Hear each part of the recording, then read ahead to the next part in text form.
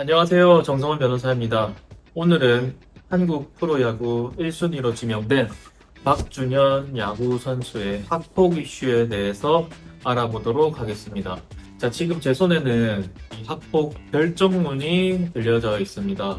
오늘 이 결정문의 일부를 제가 말씀을 드리면서 이 학폭 이슈에 대해서 짚고 넘어갈 부분, 법적인 시사점, 그리고 앞으로 어떻게 될지 이런 것들을 좀 분석해 보도록 하겠습니다.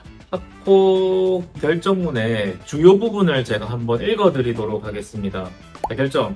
2025년 7월에 있었던 박준현에게 한 조치 없음 결정을 취소하고 서면 사과로 변경한다. 이게 결정 내용입니다. 그러니까 원래는 조치 없음 결정이 나왔는데 서면 사과로 바뀌는 처분이 최근에 나온 거예요. 자, 그 처분 이유를 한번 보도록 하겠습니다.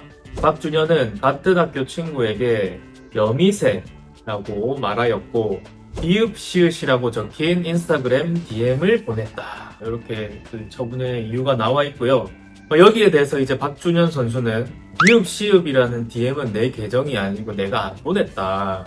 그리고 여미새라는 발언은 한 사실은 있지만 피해자에게 즉시 사과했다. 이렇게 주장하고 있습니다.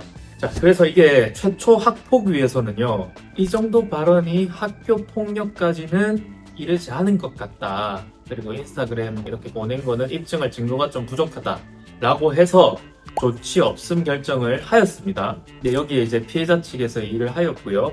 이번에 이제 교육청 행정심판위원회에서 어쨌든 여미새라고 한 것, 그리고 비읍, 시읍도 아마 박준현 선수 하지 않았겠냐라고 약간 추정해서 다만 고의성이 좀 낮고 반성과 하해 의사가 높은 점 등을 고려해서 제일 낮은 처분인 1호 서면 사과가 적절하다고 처분을 변경하였습니다. 그래서 이에 대해서 다시 한번 박준현 선수 측의 입장을 좀 보자면 여미새라고 한 거는 인정하지만 즉시 본인도 사과를 하였고 심지어 아버지도 박성민 선수죠.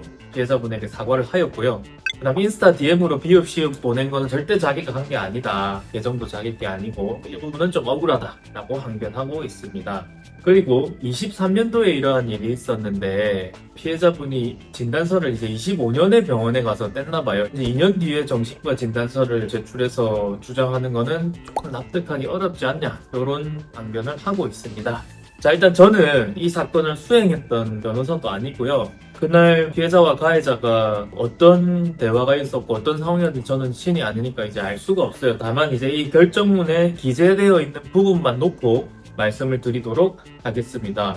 그리고 혹시 오해하실까봐 학폭은 정말 나쁜 행동이고 이제 해서는 안 된다라는 전제는 당연한 거겠죠. 우리가 항상 바르고 좋은 말을 써야 됩니다. 제가 학폭 사건도 많이 진행을 해봤는데 학폭이라는 것이 흔히 말해서 학교 폭력, 그러니까 예전에는 진짜 물리적으로 폭력하고 이런 것들 위주로 좀 진행이 됐다면 조금 넓은 의미의 폭력이죠. 뭐 왕따나 이런 것까지 학교 폭력위원회에 이제 들어가기 시작하고요. 근데 이제 왕따가 또 들어가다 보니까 이제 언어적인 폭력이라고 해서 우리가 학생들 사이에 좀 심한 말을 하는 것까지도 학폭위에 이제 올라가고 있습니다. 그러니까 이게 장단점이 있어요.